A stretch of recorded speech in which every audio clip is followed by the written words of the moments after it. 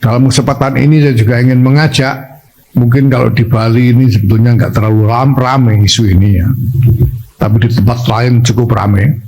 Ketika ada benturan-benturan belum lama ini terjadi di Malang, di Pemalang misalnya, ya, dan mungkin di daerah lain yang terjadi di antara sesama anak bangsa, kemungkinan juga sesama warga NU mengenai satu hal yang mereka berbeda pendapat. Ini saya minta agar benturan-benturan seperti itu tidak diterus-teruskan.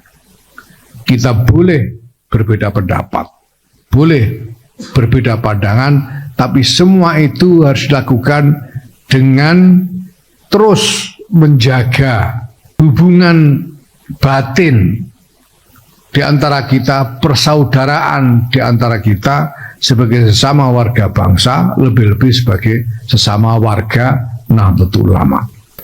Assalamualaikum warahmatullahi wabarakatuh. Pada kesempatan yang sangat berbahagia ini kita akan menyimak sebuah video, di mana dalam video tersebut kita akan menyimak tanggapan dari Gus Yahya terhadap kejadian di Pemalang. Langsung saja kita simak videonya. Dalam kehidupan berbangsa dan bernegara, Nahdlatul Ulama senantiasa tampil di garis depan di dalam upaya untuk menjaga keutuhan bangsa dan negara ini. Sebetulnya bukan hanya soal semangat, bukannya soal nasionalisme atau apa, tetapi karena Nahdlatul Ulama ini memang di dalam keberadaannya menjaga dengan sangat teguh apa yang menjadi wawasan dasar dan mazhabnya. Yang pertama tentu saja adalah mazhab Ahlus Sunnah wal Jamaah, yang tadi bahkan diulas panjang lebar dalam sambutan gubernur. Dan karena landasan dari wawasan Ahlus Sunnah wal Jamaah itu, maka kemudian Nahdlatul Ulama ini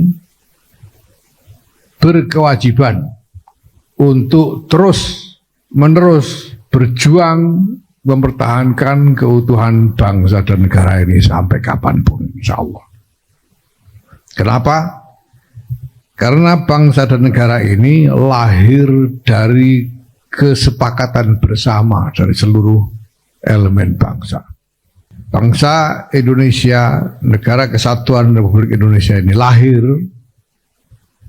atas dasar kesepakatan dari seluruh elemen bangsa, perjanjian bersama dari seluruh elemen bangsa, dan perjanjian seperti itu wajib bagi kita semua, khususnya umat Islam dan Nahdlatul Ulama, untuk terus mempertahankan dan menjaganya. Maka menjadi bagian dari kredo Nahdlatul Ulama, bagian dari keyakinan Nahdlatul Ulama, bahwa dalam keadaan apapun, di tengah gejolak sebagaimanapun, di tengah di hadapan kesulitan-kesulitan seperti apapun, NKRI harus tetap teguh berdiri sampai kapanpun. Karena ini adalah mandat dari kesepakatan seluruh elemen bangsa. Dan ini adalah satu hal yang memang sangat istimewa, yang kita bisa katakan anugerah dari Allah Subhanahu wa Ta'ala kepada bangsa Indonesia ini, bahwa bangsa ini lahir dengan satu dinamika, dengan satu konteks yang sangat istimewa dibandingkan dengan negara-negara yang lain yang manapun di dunia ini. Negara Kesatuan Republik Indonesia ini lahir dari kesepakatan yang murni, yang asli, genuine consensus, ya, yang bukan artifisial, bukan dibuat-buat, tapi sungguh asli dan tulus dari elemen-elemen bangsa yang ada. Ketika kemudian seluruh elemen bangsa menyepakati berdirinya NKRI ini di atas dasar Pancasila, Undang-Undang Dasar 45, yang bersendikan Bhinneka Tunggal Ika.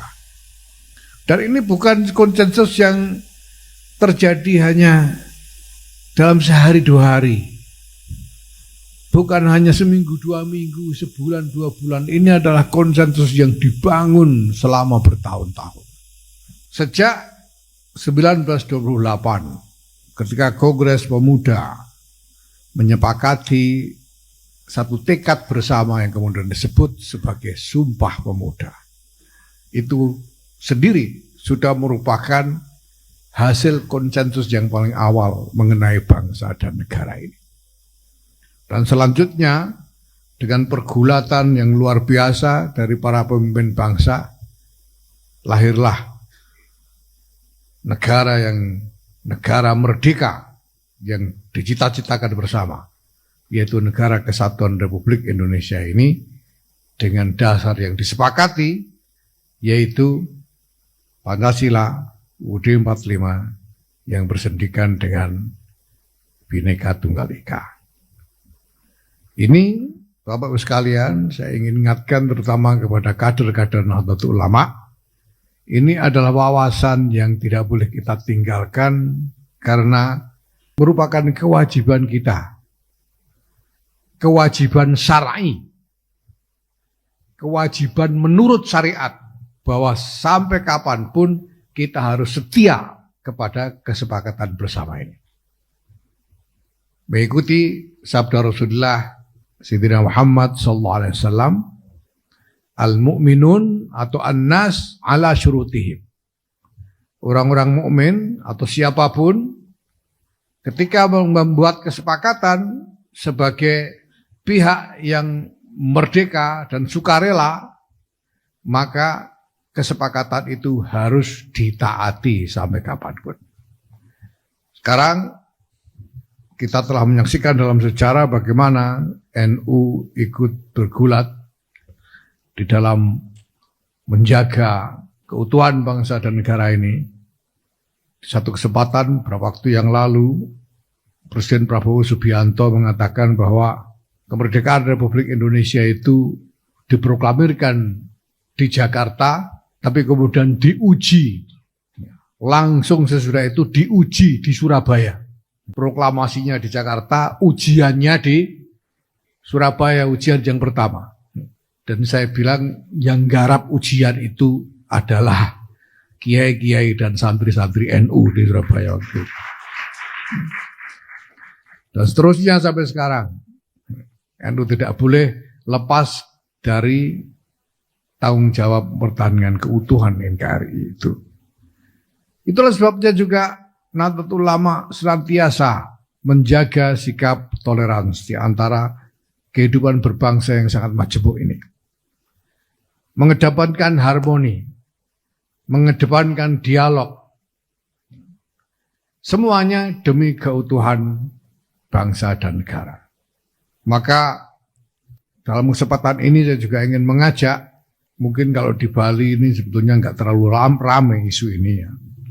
Tapi di tempat lain cukup ramai. Ketika ada benturan-benturan, belum lama ini terjadi di Malang, di Pemalang misalnya, dan mungkin di daerah lain, yang terjadi di antara sesama anak bangsa, kemungkinan juga sesama warga NU, mengenai satu hal yang mereka berbeda pendapat. Ini saya minta agar benturan-benturan seperti itu tidak diterus-teruskan. Kita boleh berbeda pendapat, boleh berbeda pandangan, tapi semua itu harus dilakukan dengan terus menjaga hubungan batin di antara kita, persaudaraan di antara kita sebagai sesama warga bangsa, lebih-lebih sebagai sesama warga Nahdlatul Ulama. Karena sejak awal Hadratus Syekh Kiai Muhammad Hasyim Asy'ari sendiri telah menegaskan kepada siapapun yang ingin bergabung di dalam NU. Beliau mengundang para ulama dari Ahli Sunnah wal Jamaah dengan semua pengikut-pengikutnya untuk bergabung di dalam NU. Dan kemudian beliau mengatakan kepada semua yang ingin bergabung kepada NU, udkhuluha bil mahabbati wal widad wal ulfati wal ittihad wal ittisal bil arwahi wal ajsad. Anda semua masuklah, bergabunglah ke dalam NU ini dengan mahabbah, ya, dengan kasih sayang dan cinta. Bil mahabbah wal widad wal ulfati wal ittihad, dan dengan kerukunan dan bersatu, jangan berpecah belah.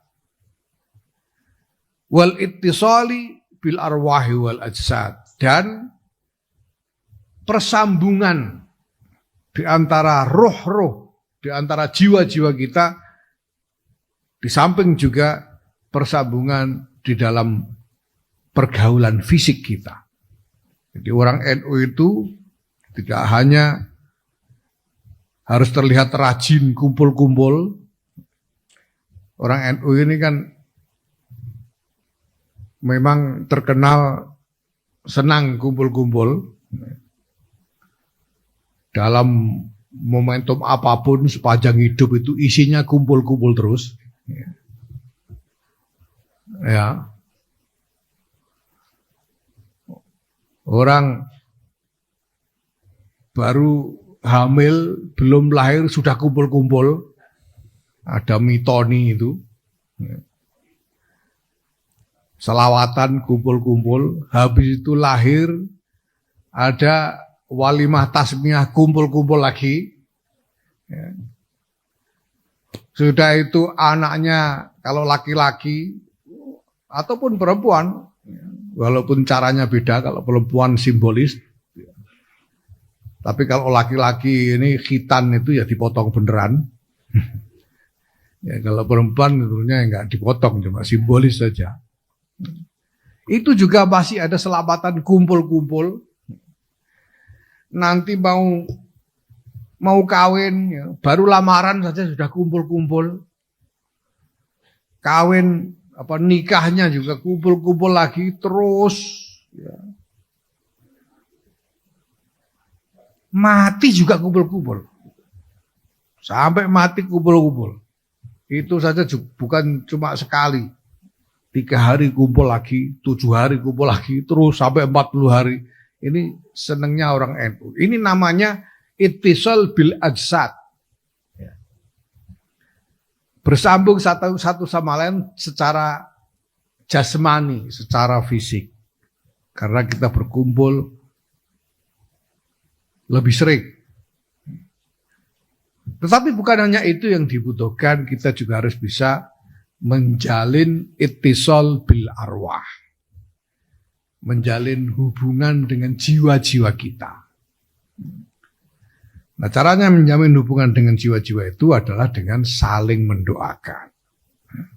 Maka saya minta kepada saudara-saudara yang hadir di sini, kader-kader NU, warga NU, dan saya minta nanti ditularkan kepada warga NU yang lain, ya. Istiqomahkanlah setiap hari mendoakan untuk sesama. Mendoakan untuk sesama setiap hari. Kalau bisa. Kalau susah, bunyi doanya bacakan Fatihah. Di Fatihah untuk para pemimpin NU, untuk para ulama NU, dan untuk semua warga NU yang ada, baik yang masih hidup maupun yang sudah wafat. Hadiahkan Fatihah. Sekurang-kurangnya sehari sekali saja. Kalau tidak bisa sehari sekali ya sudahlah, seminggu sekali. Tiap malam Jumat. Kalau seminggu sekali nggak bisa, bangetan. Ini semua untuk mengikhtiarkan supaya di antara kita ini ada persambungan roh, persambungan jiwa di antara kita. Karena ini adalah amanat dari Muassis Nahdlatul Ulama Hadratus Syekh Kiai Muhammad Hasyim Asy'ari. Mungkin kalau sekarang ini banyak sama orang NU saling mencela satu sama lain, ya, mencaci maki satu sama lain. Ya. Mungkin karena kurang saling berdoakan di antara mereka. Nanti kita cek, kalau kita sudah saling berdoakan kok masih ada yang begitu, nah berarti bukan orang NU, gitu aja. Ngeceknya begitu. Ya. Nah, mari sekarang kita tes dulu ini orang NU beneran apa enggak. Ya. Kita istiqomahkan, mendoakan dan dia Fatihah untuk semua orang NU ini. Nah kalau nanti lihat aja lah, enggak usah lama-lama. Seminggu 2 minggu kok masih ada yang begitu, berarti yang begitu itu bukan NU, gitu saja sudah. Nah, Bapak Ibu sekalian yang kami hormati, ya, di samping yang saya sebut tadi merupakan persiapan menuju konferensi wilayah, saya kira karena ini merupakan agenda nasional, Muskerwil ini juga harus menghasilkan rencana-rencana strategis untuk tingkat wilayah Provinsi Bali ini. PBNU telah menyusun suatu rencana strategis nasional, Renstra nasional untuk NU ini sebagai ikhtiar kita dalam konsolidasi agenda-agenda.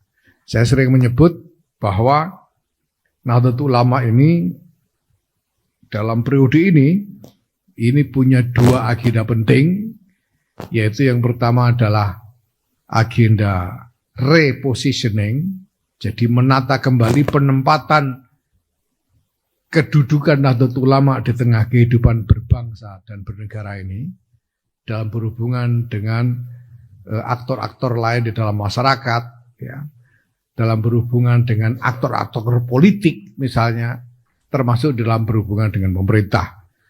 Dan saya sudah sering menyatakan juga bahwa posisi NU khususnya terkait dengan pemerintah adalah membantu pemerintah untuk memastikan bahwa agenda-agenda kemaslahatan yang dicanangkan oleh pemerintah sungguh-sungguh bisa dihantarkan dan sampai dirasakan secara nyata oleh masyarakat dan rakyat. Itu kedudukan NU.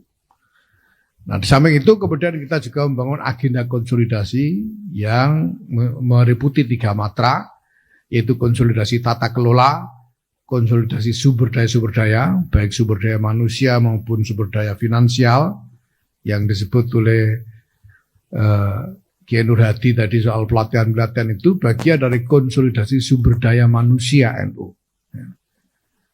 Nah, kemudian selanjutnya akan kita ikuti dengan sumber daya ekonomi dan finansial di kalangan NU. Tadi kalau tidak salah Pak Aziz juga menyebut tentang BUMNU dan kemandirian NU dan lain sebagainya. Ya. Dan yang matra yang ketiga adalah konsolidasi agenda. Nah, rencana-rencana strategis ini merupakan alur dari konsolidasi agenda yang dilaksanakan secara nasional oleh pengurus besar Nahdlatul Ulama. Dan saya minta nanti Pak Aziz supaya dalam Muskerwil ini dibicarakan dengan sebaik-baiknya bagaimana menjabarkan Renstra nasional itu menjadi Renstra Provinsi Bali untuk pengurus wilayah Nahdlatul Ulama Provinsi Bali ini. Dan nanti kalau itu sudah jadi, baru dibawa ke cabang menjadi Renstra kabupaten atau kota untuk PCNU di seluruh Bali. Nah, Bapak Ibu yang saya hormati, Alhamdulillah setelah kita bekerja keras sekali selama 3,5 tahun ini, alhamdulillah keseluruhan agenda konsolidasi Nahdlatul Ulama ini telah sebagian besar bisa kita capai.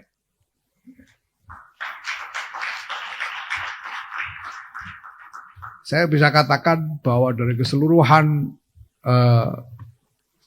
sasaran-sasaran yang dicanangkan, target-target yang dicanangkan, saat ini kita sudah sampai pada titik 70% sekurang-kurangnya dari keseluruhan sasaran konsolidasi yang dicanangkan. Beberapa minggu yang lalu, Wakil Ketua Umum Kiai Amin Said Husni mendapatkan satu aplikasi artificial intelligence yang baru, yang paling baru ini di antara yang lain-lain. Dia mendapatkannya karena promosi dari Pak Menko PMK, Pak Pratikno waktu itu mengatakan bagus ini, tertarik. Lalu Pak Amin Said Husni ikut mendownload itu, dan kemudian kepada AI itu dia menanyakan, minta tolong buatkan rekomendasi strategi konsolidasi NU. Karena dia mau, saya tidak tahu kok dia tiba-tiba pengen nanya itu kepada AI. Mungkin pengen ngecek. Dalam waktu 5 menit keluar semuanya. Menjadi satu kertas kerja yang lumayan tebal. Kalau nggak salah ada 29 halaman paperwork dari AI. Rekomendasi tentang strategi konsolidasi NU. Dan setelah dibaca, ternyata isinya itu sama persis dengan desain rencana konsolidasi yang sudah dibangun oleh PBNU sejak awal. Jadi rupanya PBNU ini sejak awal sudah berpikir seperti artificial intelligence. Dan ini jangan besarkan hati, itu artinya apa? Bahwa selama ini kita memang berpikir objektif dan realistis. Dan itu dikonfirmasi oleh artificial intelligence karena terbukti hasilnya sama. Dan sekarang kita telah mencapai sekurang-kurangnya 70% dari sasaran-sasaran capaian yang kita canangkan. Kita sudah selesaikan banyak agenda terkait tata kelola, sudah boleh dikata 95% selesai mengenai tata kelola ini. Sumber daya manusia juga tadi terkonfirmasi sebagaimana disampaikan oleh Rois Surya juga berjalan dengan baik. Nah, ke depan ya kita sekarang ini sudah punya platform digital untuk pengelolaan organisasi. Ini cabang-cabang sudah masuk belum semuanya? Ada yang belum? Yang kita sebut sebagai Dikdaya itu singkatan dari digital, data dan layanan NU. Sekarang malah dijadikan tema Muskerwil, Dikdaya ini. Sebentar lagi ini sudah siap, sebentar lagi kita luncurkan ya, setelah Dikdaya persuratan nanti ada Dikdaya kepengurusan, dan sekarang sedang mulai dikerjakan bangunan artificial intelligence milik kita sendiri untuk mendampingi penggunaan Dikdaya nantinya. Ya. Saya sudah order karena saya lihat selama ini PWNU, PCNU ini kebingungan nyari admin untuk Dikdaya ini. Maka saya bilang kepada teman-teman ahli AI, bisa nggak dibuatkan AI untuk menggantikan admin? Karena saya kepikiran kalau sampai ke PC aja sudah sulitnya begitu nyari admin. Bagaimana dengan MWC? Bagaimana dengan ranting? Nyari apalagi nyari admin, nyari kuota aja susah. Jangan-jangan kalau mau masuk Dikdaya itu harus nyari wifi gratisan dulu, jangan-jangan. Ini kapan mereka bisa masuk ke dalam sistem kalau kita terus begini? Nah, ini maka kemarin saya order dan sekarang sudah boleh dikerjakan sehingga nanti admin-admin ini bisa digantikan oleh artificial intelligence. Sehingga kalau siapapun yang bisa WA-an, bisa main WA, itu bisa langsung mengoperasikan tanpa harus ada admin berwujud manusia. Jadi cukup PA. Jadi mohon maaf nanti ya admin-admin yang sudah ada mungkin ya pensiun kalau sudah jadi. Ya. Ya, tapi saya kira itu tidak masalah karena yang penting bahwa agenda untuk konsolidasi yang memang basis paling strategis dari keseluruhannya itu adalah digitalisasi. Ya, ini mudah-mudahan bisa tercapai. Sekali lagi saya ucapkan selamat bermusyawarah kepada PWNU dan PCNU seluruh Bali ini. Mudah-mudahan menghasilkan hal-hal yang bermanfaat, dan saya pesan pertama mulailah melakukan konsolidasi untuk persiapan menghadapi konferensi, karena sebelum November saya kira harus sudah ada konferensi. Ini sudah hampir masuk Agustus ya, Agustus, September, Oktober, 3 bulan lagi. Tolong dipersiapkan dengan sebaik-baiknya. Tapi pada saat yang sama, keseluruhan bangunan agenda untuk NU Bali ke depan juga harus diselesaikan. Tanpa harus terganggu, apalagi terhambat oleh momentum-momentum seperti konferensi-konferensi itu.